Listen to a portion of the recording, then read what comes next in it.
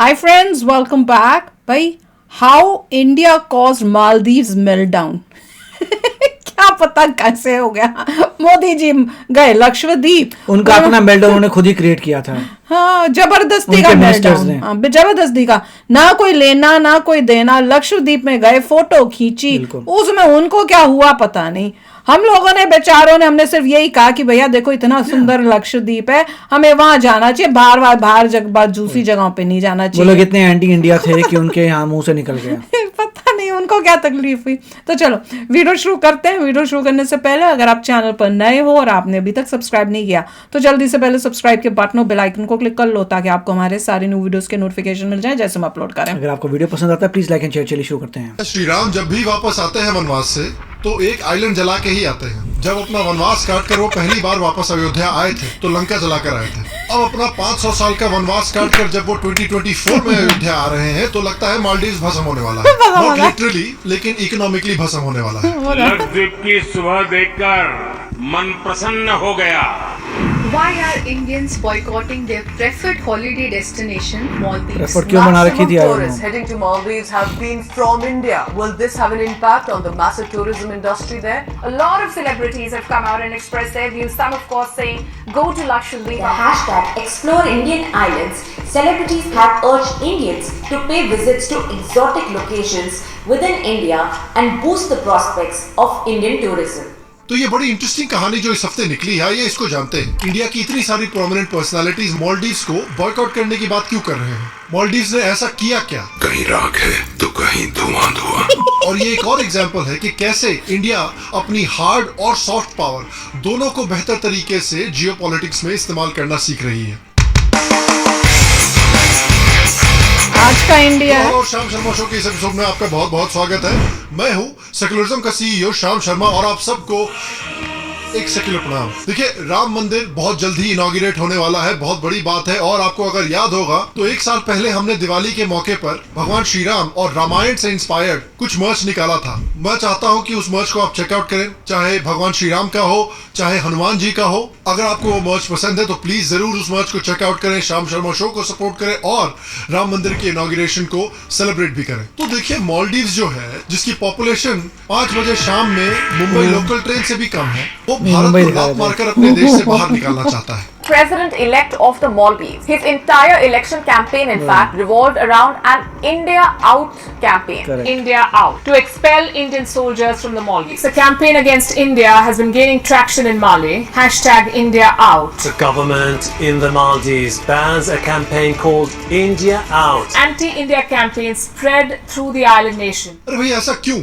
क्या है इस नफरत के पीछे? तो आइए जरा मालदीव्स के बारे में जानते हैं. देखिए, मालदीव्स जो जनरली बॉलीवुड एक्ट्रेसेस के वेकेशन फोटोज के लिए जाना जाता है वो एक आर्चिपेलागो है, यानी एक ग्रुप ऑफ आइलैंड्स है जो भारत के साउथ वेस्ट में इंडियन ओशन में पाया जाता है. इस आर्चिपेलागो के लार्जेस्ट आइलैंड का नाम है गान, जो इस समय मालदीव्स की लगी हुई है. मालदीव्स की हिस्ट्री ऑलमोस्ट 2500 इयर्स पुरानी है. मालदीव्स के पहले इनहैबिटेंट्स एक्चुअली गुजरात से सेल करके गए थे. इन्हें देवी के नाम से जाना जाता था. कुछ समय तक चोला किंग्स ने भी मालदीव्स पर राज किया था. मालदीव्स में एक एंशिएंट फॉर्म ऑफ हिंदुइज्म यानी श्राउता प्रैक्टिस किया जाता था. महाराज अशोक के समय पर धीरे धीरे मालदीव्स में बुद्धिज्म भी फैलना शुरू हुआ जब बुद्धिस्ट मंक्स यहाँ पर बुद्धिज्म का प्रचार करने के लिए आए. लेकिन 12th सेंचुरी में मालदीव्स में सिचुएशन चेंज होनी शुरू हुई. अरब ट्रेडर्स के साथ इस्लाम भी मालदीव्स में आया. एक अरब ट्रैवलर अबुल बरकत यूसुफ अल बरबारी ने मालदीव्स के राजा से इस्लाम कबूल करवाया. और एक बार राजा ने इस्लाम कबूल किया तो जिस तरह रोम में राजा के क्रिश्चियनिटी कबूल करने के बाद तेजी से क्रिश्चियनिटी फैली थी, उसी तरह मालदीव्स में राजा के इस्लाम कबूल करने के बाद तेजी से इस्लाम ने फैलना शुरू किया. और जैसा कि एब्राहमिक रिलीजन्स के फैलने के समय होता है, तो मालदीव्स में भी नॉन मुस्लिम्स के साथ काफी बुरा बर्ताव हुआ. उन्हें मारा गया, उनकी मूर्तियां तोड़ी गई, उनके मंदिर और मॉनेस्ट्रीज को तोड़कर मॉस्क्स बनवाए गए. और फिर जिस तरह से औरी साहब हर एक बॉलीवुड पार्टी में पहुंच जाते हैं, उसी तरह से 18th 19th सेंचुरी में अंग्रेज भी बेसिकली हर एक देश में किसी न किसी तरह से पहुंच रहे थे और वो मालदीव्स ही पहुंच गए. God save King George, God save GG.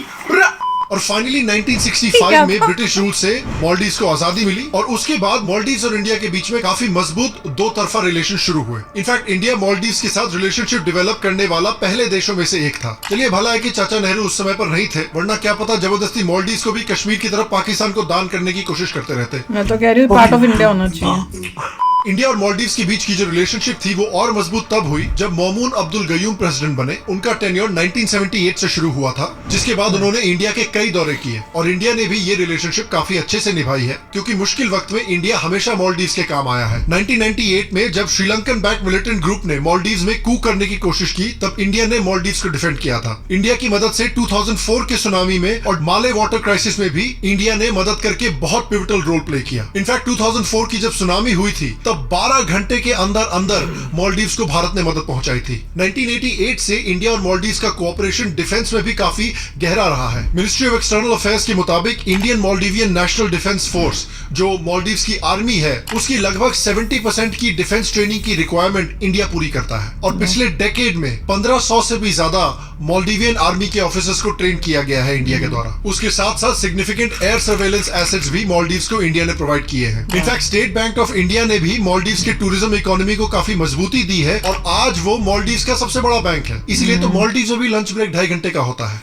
India की मदद मालदीव्स को हेल्थ केयर और एजुकेशन सेक्टर में भी बहुत मिली है। 1988, there was an attempted coup by Maldivian businessman. President Gayoom called out to India for help. 1,600 Indian troops there for Operation Cactus saw the Indian army arrive there within 12 hours and crush the attempted coup. Drinking water is being brought into the Maldives from India. India has extended a $250 million loan to the Maldives government to deal with the economic impact of COVID-19. India is always world's pharmacist. Defense cooperation is another key pillar of our partnership. We would be formally handing over to the Chief of the Defense Forces the coastal radar system. India has always come to our rescue whenever we needed them. Maldives के internal political dynamics में काफी बड़ा बदलाव आया 2008 में, जब मोहम्मद नशीद, जो कि मालदीव्स के एक बड़े ह्यूमन राइट्स और प्रो डेमोक्रेसी फिगर हैं, वो प्रेसिडेंट बने थे। उनके टेन्योर में इंडिया के साथ सिक्योरिटी कोऑपरेशन बढ़ा, जिसमें हेलीकॉप्टर्स, डोनियर एयरक्राफ्ट और पेट्रोल बोट्स भी इंडिया ने मालदीव्स को प्रोवाइड की थी। लेकिन 2012 में मोहम्मद नशीद ने अपने पद से इस्तीफा दे दिया, जब उनके ही सिक्योरिटी फोर्सेज ने मालदीव्स में कू करने की कोशिश की। इस इंसिडेंट का भी इंडिया से कनेक्शन है, इवन दो इंडिया का इसमें कोई हाथ नहीं था। 2009 के सार्क समिट के समय पर इंडियन गवर्नमेंट ने मालदीव्स की गवर्नमेंट को कुछ बहुत वैल्यूएबल मूर्तियां गिफ्ट की थी, लेकिन मालदीव्स के कुछ इस्लामिस्ट थे, उन्होंने इन मूर्तियों को तोड़ा और डिफेस किया था। और क्योंकि क्लियरली ये क्राइम है, इसलिए प्रेसिडेंट नशीद ने इन लोगों को सजा सुनाई थी और जेल में डाला था। लेकिन मालदीव्स के एक सीनियर जज ने बेल पर इन क्रिमिनल्स को रिहा कर दिया था। इस वजह से नशीद और इस जज के बीच में टेंशन शुरू हो गई और फिर 2012 में मालदीव्स की सिक्योरिटी फोर्सेज ने जज का और इस्लामिस्ट की साइड लेके मालदीव्स में एक कू करने की कोशिश की, जिसके बाद नशीद ने स्टेप डाउन किया और 2013 में इलेक्शंस ऑर्गेनाइज किए गए। 2013 में जो इलेक्शंस हुए उसमें अब्दुल्ला यमीन इलेक्ट हुए, जिसके बाद इंडिया मालदीव्स के बीच की जो रिलेशनशिप थी वो खराब होनी शुरू हुई और ये रिलेशनशिप और भी खराब 2015 के बाद होना शुरू हुई, जब मोहम्मद नशीद को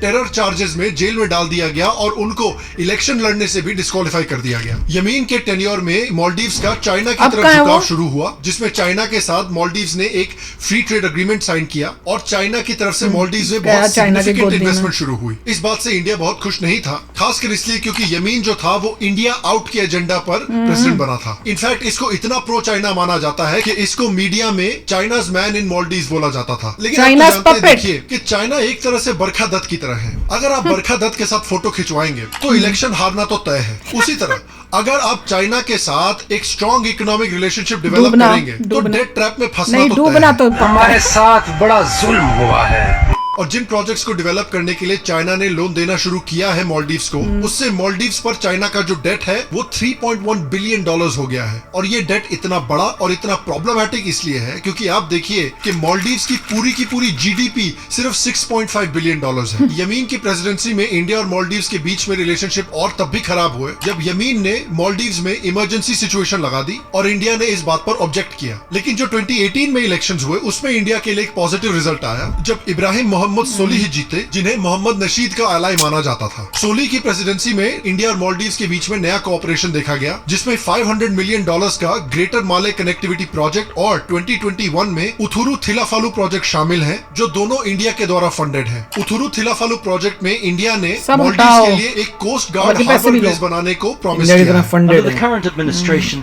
India has committed considerable अपने देश resources में to the बना लें। Maldives. A new bridge connecting Mali to several other islands is under construction, financed by the Indian government. India is much closer. They are in the neighborhood. लेकिन इस project की वजह से भी जो इंडिया आउट कैंपेन है वो दोबारा शुरू हो गया मालदीव्स में। मालदीव्स गवर्नमेंट की ऑपोजिशन ने ये आरोप लगाना शुरू किया कि मालदीव्स की जो गवर्नमेंट है वो इंडियन मिलिट्री पर्सनल को मालदीव्स में सेटल कर रही है और इंडिया जो है वो मालदीव्स गवर्नमेंट की मदद लेकर मालदीव्स में मिलिट्री प्रेजेंस बना रही है। इंडिया का कहना था कि ऐसा कुछ नहीं है और जो इंडिया के क्राफ्ट्स मालदीव्स में हैं वो सर्च एंड रेस्क्यू मिशंस और मेडिकल इवैल्यूएशंस के लिए इस्तेमाल किए जाएंगे सिर्फ। और जो 75 इंडियन मिलिट्री पर्सनल हैं वो इन एयरक्राफ्ट्स को ऑपरेट और मेंटेन करने के लिए और मालदीव्स के जो एयरक्राफ्ट्स हैं उनकी मेंटेनेंस में हेल्प करने के लिए है। लेकिन ऑपोजिशन ने इसका इस्तेमाल करके लोगों में बहुत शक और गुस्सा भड़काना शुरू किया। मोहम्मद मुइजू जो मालदीव्स के मेन ऑपोजिशन लीडर थे और यमीन के खास आदमी माने जाते थे, उन्होंने कहा कि अगर वो पावर में आए तो सारे इंडियन मिलिट्री पर्सनल को मालदीव से बाहर निकालेंगे और मालदीव्स की जो इंडिया फर्स्ट पॉलिसी रही है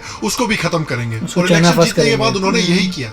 जनरली जब भी मालदीव्स के नए प्रेसिडेंट इलेक्ट होते हैं तो उनका पहला फॉरेन दौरा हमेशा इंडिया होता है, लेकिन मुइजू ने इस ट्रेडिशन को तोड़ा और पहले फॉरेन दौरे के लिए टर्की को चूज किया। 2023 में मुइजू ने इंडिया को अपनी मिलिट्री के सारे पर्सनल भी वापस बुलाने को कहा। People of the Maldives did not vote me in to allow any military presence in the Maldives. That's the reason. It happens to be from India, and that's why we are talking with the Indian government to remove them. And I'm sure we can do that in a peaceful and democratic manner. So what they have done is they have bribed our politicians, and they have made an inroad into Maldives, thus keeping their troops here. That's where the तुम खा के China की गोदी में गए हो। I love India. I don't want their troops here.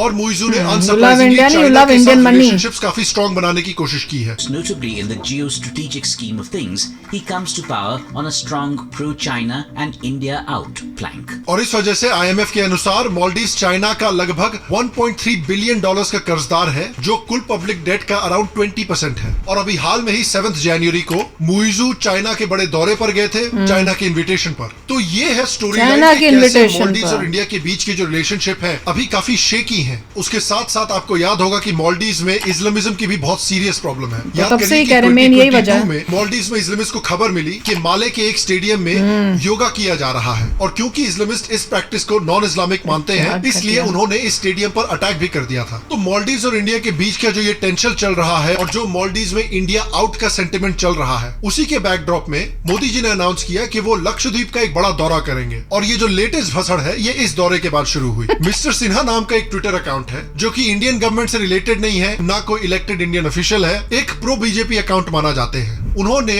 Modi ji की लक्षद्वीप में एक फोटो ली, उसको लेकर ट्वीट किया कि भाई मालदीव में प्रो चाइना सरकार है, तो इंडियंस को मालदीव जाने से अच्छा है कि लक्षद्वीप जाए और लक्षद्वीप को एक टूरिस्ट डेस्टिनेशन की तरह डेवलप की जाए। सज्जन ने यह भी क्लैरिफाई किया कि इनको मालदीव्स के लोगों से कोई दिक्कत नहीं है, मालदीव्स की सिर्फ प्रो चाइना गवर्नमेंट से हमने तो सीधा बोला था मालदीव्स नहीं जाना। मालदीव्स के कुछ पॉलिटिशियंस और मालदीव्स की कुछ जनता एक रैंडम इंडियन के ट्वीट से इतना खुंदस खा के बैठ गई और उनका शुरू हो गया न्यूक्लियर मेल्टडाउन। मालदीव्स के एक मंत्री मैडम ने मोदी को क्लाउन बोल दिया, इजराइल का पपेट बोल दिया। एक दूसरे मिनिस्टर थे वो और तरह तरह की उल्टी सीधी बातें बोलने लगे इंडिया और मोदी के बारे में। कुछ प्रोमिनेंट सोशल मीडिया यूजर्स ने भी मोदी को और इंडिया को अटैक करना शुरू कर दिया। कुछ लोग ऐसे भी थे मालदीव्स में जिन्होंने मिनिस्टर्स को अटैक किया और जो लोग फालतू में इंडिया को अटैक कर रहे थे उनसे भी सवाल पूछा कि क्यों पंगा ले रहे हो फालतू में यार, मतलब एक रैंडम इंडियन ट्वीट कर रहा है उसको तुम इंडियन गवर्नमेंट की पॉलिसी क्यों मान रहे हो। अगर मान लो किसी अमेरिकन ने कोई रेसिस्ट चीज बोल दी इंडिया के बारे में तो इसका ये मतलब थोड़ी कि वही रेसिज्म अमेरिकन गवर्नमेंट की पॉलिसी है, लेकिन तब तक बहुत देरी हो चुकी थी। मालदीव्स के मिनिस्टर्स का अटैक इंडिया के लोग ऐसे ही शांति से लेने नहीं वाले थे, किसी ने बुलाया नहीं, लेकिन इंडिया के अलग अलग बड़े बड़े पर्सनालिटीज अवेंजर्स की तरह आकर मालदीव्स के ऊपर टूट पड़े सोशल मीडिया पर। अक्षय कुमार लक्षद्वीप को प्रमोट करने लगे, सलमान भाई लक्षद्वीप को प्रमोट करने लगे, वीरेंद्र सहवाग लक्षद्वीप को प्रमोट करने लगे। अमिताभ बच्चन ने इतनी जल्दी प्रो इंडिया ट्वीट डाल दिया कि वो अपना ट्वीट नंबर भी नहीं कर पाए इस बार। जॉन इब्राहिम ने ट्वीट किया, आर माधवन ने ट्वीट किया, वरुण धवन ने ट्वीट किया, श्रद्धा कपूर ने ट्वीट किया। कुछ लोग तो इतना भावुक हो गए कि सीधे उठ के लक्षद्वीप ही पहुंच के छुट्टी मनाने के लिए। उनका लक्षद्वीप जाने का प्लान था या नहीं ये मुझे नहीं पता, लेकिन सिर्फ बॉलीवुड ही नहीं बिजनेस की दुनिया से भी लोग इंडिया को सपोर्ट करने के लिए आ गए। ईज माई ट्रिप के फाउंडर ने तो कहा कि भाई उन्होंने मालदीव्स की सारी फ्लाइट की बुकिंग ही बंद कर दी है। टाइटन कैपिटल के फाउंडर ने तो मालदीव्स को ओवररेटेड बोल दिया। वैक्सीन डेवलपर आदर पूनावाला ने भी लक्षद्वीप को प्रमोट करना शुरू कर दिया। और कुछ लोगों ने सोचा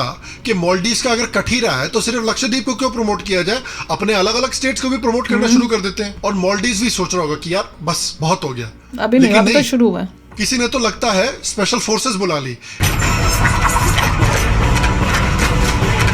अभी तो देखते जाओ, इजराइल भी आ गया था ना।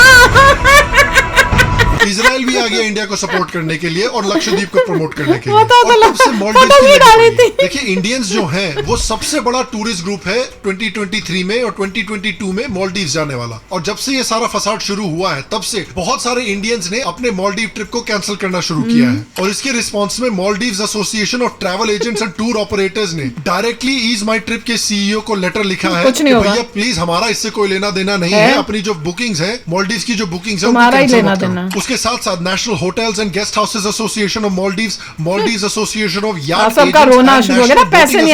मालदीव्स ने भी स्टेटमेंट्स इशू किए हैं मालदीव्स के मिनिस्टर्स के स्टेटमेंट्स को कंडेम करते हुए। मेक माई ट्रिप ने अनाउंस किया कि उनके वेबसाइट पर 3400% इंक्रीज हुआ है लक्षद्वीप टूर के सर्चेस का प्राइम मिनिस्टर की विजिट के बाद से। तो मालदीव्स की गवर्नमेंट अब फाइनली रिएक्ट कर रही है। जिन 3 मिनिस्टर्स ने इंडिया को अटैक किया था उन सबको सस्पेंड कर दिया गया है। सरकार ने अपने आप को उनके स्टेटमेंट से डिस्टेंस किया है। लेकिन यार मैं कहता हूँ इंडियन सोशल मीडिया से पंगा मत लिया करो। मीम्स बनने शुरू हो गए कि भाई मेरा दोस्त मालदीव्स जा रहा था, मैंने उसको साले को एयरपोर्ट पे ही पकड़ लिया। बेचारा सब्जेक्ट जो है वो कितने समय से कुछ भी महसूस नहीं कर पा रहा है। और ये मीम देखिए जिसमें जो ये पुलिस वाले हैं ये बेसिकली मालदीव्स के प्रेसिडेंट हैं। भारी मिस्टेक हो गया सर, एकदम ब्लंडर हो गया। सारा हाफ माइंड है एकदम, साहब को भी नहीं पहचानता। मारा ना नकली, बेवकूफ बना रहा है। आप ही भगवान है, माफ कर दीजिए साहब, बना रहा है, बर्बाद हो जाएंगे। लेकिन देखिए भारत के बारे में एक और बड़ी इंटरेस्टिंग चीज है। भारत और किसी दूसरे देश के बीच में जब भी झगड़ा होता है तो भारत में कुछ ऐसे लोग हैं जो दूल्हे राजा के जॉनी लीवर बन जाते हैं, हमेशा दुश्मन को सपोर्ट करेंगे। कुछ लोग बैठ के मालदीव्स की जीडीपी पर कैपिटा को इंडिया से कंपेयर करके इंडिया का मजाक उड़ा रहे हैं। अबे बेटा 10 साल में ये देश ही अंडर वाटर होने वाला है तो जीडीपी का गोलगप्पा बनाएंगे। सागरिका घोष कह रही है कि भाई मालदीव्स लक्षद्वीप से कहीं ज्यादा अच्छा है। हिंदू न्यूज़पेपर की सुहासिनी हैदर कहती हैं कि भाई क्या प्राइम मिनिस्टर ऑफ इंडिया और एमईए मालदीव्स के इकोनॉमिक बॉयकॉट को सपोर्ट करते हैं? अरे मैडम सारी लड़ाई सोशल मीडिया पे चल रही है। गवर्नमेंट के किसी आदमी ने कुछ बोला ही नहीं है। सेलिब्रिटीज बात कर रहे हैं, बिजनेस वर्ल्ड के लोग बात कर रहे हैं, सोशल मीडिया के अकाउंट्स बात कर रहे हैं। गवर्नमेंट के से लेना देना ही क्या है? मालदीव्स के लिए तो पटना का सोनू विथ 2 GB जियो का प्लान वही काफी है। मैं बता दो मैं क्या कर सकता हूँ। मैं ना अतुल खत्री साहब जो लगता है बीडीएसएम के बहुत शौकीन हैं, जब तक सोशल मीडिया पे गालियां और पिटाई नहीं खा जाते तब तक लगता है उनकी ठरक नहीं मिटती है। उन्होंने भी लिख दिया कि भैया इलेक्शन के समय पे ही इनको लक्षद्वीप याद आता है। हाँ भैया आप तो जैसे पिछले 10 साल से टैक्सी चला रहे थे लक्षद्वीप में, लक्षद्वीप की इकोनॉमी में कंट्रीब्यूट करने के लिए, और दुग्गल साहब तो प्रो मैक्स के लेवल पे पहुंच गए। हाँ चलिए इंडिया अच्छा है, हम चाहते हैं कि लक्षद्वीप डेवलप हो, लोगों की इनकम बढ़े, लेकिन रिजॉर्ट मत बनाओ यार। देखिए आप लोग एक बात को जरा समझिए, कोई चीज होगी ही होगी, उसकी सबसे बड़ी गारंटी ये है कि अगर दुग्गल साहब उस चीज को अपोज करें। दुग्गल साहब ने आर्टिकल 370 के एब्रोगेशन को अपोज किया और उसकी खिल्ली उड़ाई थी। आप देखिए एब्रोगेशन हो गया। दुग्गल साहब ने राम मंदिर को अपोज किया और राम मंदिर की खिल्ली उड़ाई थी। आप देखिए राम मंदिर बन गया। अब वो लक्षद्वीप में टूरिज्म और डेवलपमेंट को अपोज कर रहे हैं तो भगवान की कृपा से इंडिया का सबसे बढ़िया लग्जरी रिजॉर्ट लक्षद्वीप में ही बनेगा। कुछ लोग बंदा इंडिया में भी नहीं रहता, जर्मनी या पता नहीं कहां रहता, सोच रहे हैं मालदीव्स को, तो उनको रिप्लेस करने के लिए पाकिस्तानियों को बुला रहे हैं। राठी था। हाँ नहीं सही बात है। एक ऐसा देश जिनके लोगों के पास आटा खरीदने के पैसे नहीं है, चड्डी खरीदने के पैसे नहीं है, गधे बेचकर, बहू बेटियां बेचकर पेट पालना पड़ रहा है, वो लाखों रुपए खर्च करके मालदीव्स में एक्सपेंसिव वेकेशन मनाने के लिए आएंगे, है ना? सही बात है बिल्कुल। देखिए लेकिन अगर बिग पिक्चर को भी देखें तो देखकर लगता है कि मालदीव्स कहीं शॉर्ट टर्म बेनिफिट के लिए लॉन्ग टर्म में अपनी कंट्री को डुबा तो नहीं रहे हैं। देखिए भारत जो है वो जनरली अपने नेबर्स को और अपने एलाइज को मदद करता है, और चाइना जो है वो देशों को ट्रैप में फंसाता है। आप श्रीलंका को देख लीजिए, किस तरह से श्रीलंका के पोर्ट पर उन्होंने कब्जा किया। उन्होंने श्रीलंका को लोन दे देकर राजपक्ष इंटरनेशनल एयरपोर्ट डेवलप करवाया। ये एयरपोर्ट $209 मिलियन में डेवलप किया गया है, जिसमें 190 मिलियन चाइना से आए हैं। और ये एयरपोर्ट हम्बनतोटा के एरिया में बनाया गया है जहाँ की पॉपुलेशन काफी गरीब है और वो एरिया बहुत रूरल है। तो वहाँ पर इतना फैंसी एयरपोर्ट बनाने की क्या जरूरत थी? और एज एक्सपेक्टेड फ्लाइट की डिमांड वहाँ पर बहुत लो है, इसलिए ये एयरपोर्ट भी बंद हो गया है और श्रीलंका पर डेट बढ़ता ही जा रहा है। इस एयरपोर्ट को one of the biggest failure projects माना जाता है और इसे वर्ल्ड्स एम्प्टीएस्ट इंटरनेशनल एयरपोर्ट भी बुलाया जाता है। The court report says Zamaktala Rajapaksa International Airport has incurred a total loss of 1,546.8 million rupees within the first half of 2016. This is an average of 8.4 million rupees in losses a day. Pakistan के साथ भी China ने यही किया है। पाकिस्तान जो date China को ओ करता है वो पाकिस्तान का 6% जीडीपी है ऑलमोस्ट। यहाँ पे भी चाइना ने लोन दे देकर चाइना पाकिस्तान इकोनॉमिक कॉरिडोर बनाने का प्रॉमिस किया था और कहा था कि भैया इस कॉरिडोर से तो पाकिस्तान सुपर पावर बन जाएगा। But observers say CPEC has not turned Pakistan's economy around, and now Islamabad owes nearly 1/3 of its overwhelming external debt to Beijing. हालत ऐसी है कि एम्बेसी बेचनी पड़ रही है देश को। अफ्रीका के साथ भी यही हालत की है चाइना ने, अलग अलग देशों को डेट ट्रैप में फंसाया है। उनके जो इंपॉर्टेंट माइंस हैं, उनकी जो इंपॉर्टेंट रिसोर्सेज है, उन पर कब्जा किया है। उसके कंपैरिजन में आप इंडिया को देखिए, इंडिया अपने पड़ोसियों को और अपने एलाइज को मदद करता है। श्रीलंका में जो इकोनॉमिक क्राइसिस चल रही थी उसके जवाब में ग्रेन्स प्रोवाइड किए हैं और काफी एड में पैसे भी प्रोवाइड किए हैं। बांग्लादेश को भी हाल में ही मदद की है अपने इलेक्शंस को सेफली कंडक्ट करने में।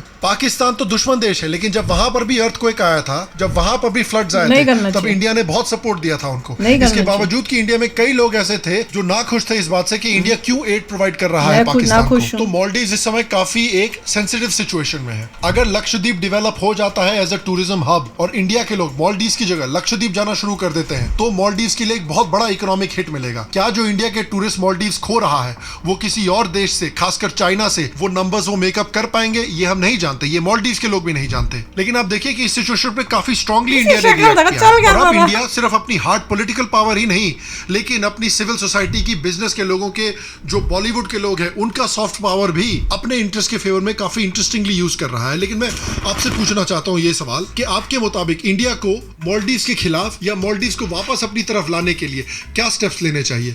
क्या इंडिया को मालदीव से और दुश्मनी करनी चाहिए और इकोनॉमिक बॉयकॉट करना चाहिए, या कुछ स्टेप्स लेना चाहिए कि मालदीव से वापस दोस्ती की जा सके? नीचे कमेंट सेक्शन मुझे जरूर बताएं। तो भाई बोलो, दोस्ती करनी चाहिए? मेरे हिसाब से तो नहीं। वो एंटी इंडिया हो चुके हैं, वो दोस्ती वाली बात नहीं है। लक्षद्वीप को बेटर करिए, लक्षद्वीप को इतना अच्छा करिए कि वो बेटर डेस्टिनेशन बने than any other foreign countries. बिल्कुल, वो तो पक्का। ऐसा नहीं है कि कोई इंडिया के लोग किसी से लड़ना चाहते हैं, मगर ये कह रहे हैं अपने देश को इतना बढ़िया कर दो कि जो जनता आ रही उसी को नजर आना चाहिए कि लक्षद्वीप जो है 1000 गुना बेटर है देन अदर कंट्रीज। हाँ, और साथ में हम किसी के अगेंस्ट नहीं कर रहे, हम करें अपने को बेटर बना रहे हैं। हाँ, पर जो हमारा इंडिया आउट करेगा उसको पूरा इंडिया आउट उसको करेगा। हम इंडिया तुमको अपने इंडिया से आउट करेंगे। तुम ये नहीं कह सकते कि इंडियन मिलिट्री आउट है बट रेस्ट हर चीज रखी है। वो नहीं होगा। तुमको अगर अब हमारे साथ रिलेशनशिप्स करनी है तो अब तुमने 75 जितने भी थे उनको मना कर रहे थे, अब उससे 10 गुना ज्यादा को अलाउ करो, एक आइलैंड दो। इस टाइप की इतना पता नहीं, मैं तो यही कहूंगा कि इंडिया अपने पे फोकस करेगा और उनके पास मैसेज अपने आप चले जाएगा। नहीं, हम लोग तो नहीं इनको, क्योंकि ये नहीं ठीक होंगे। पॉपुलेशन रेडिकलाइज्ड हो चुकी है, एंटी इंडिया बन चुकी है, except for a few people. और जो टूरिज्म वाले बोल रहे हैं वो इसलिए बोल रहे हैं क्योंकि उनका पैसा का नुकसान हो रहा है। कोई वो इस टाइप से नहीं है। टूरिज्म वाले अपना फायदा देख रहे हैं, मालदीव्स वाले जो हैं। तो चलो यार, अभी शेयर करना अपने थॉट्स। चलते हैं, मिलेंगे नेक्स्ट वीडियो में बहुत ही जल्द। Till then take care and bye bye. तो अगर आप मेरे इस चैनल पे नए हो तो जल्दी से सब्सक्राइब के बटन को हिट करो और बेल आइकन को क्लिक करो ताकि आपको मेरा जब नया वीडियो मैं लगाऊं आपको उसके बारे में जल्दी से पता चल जाए।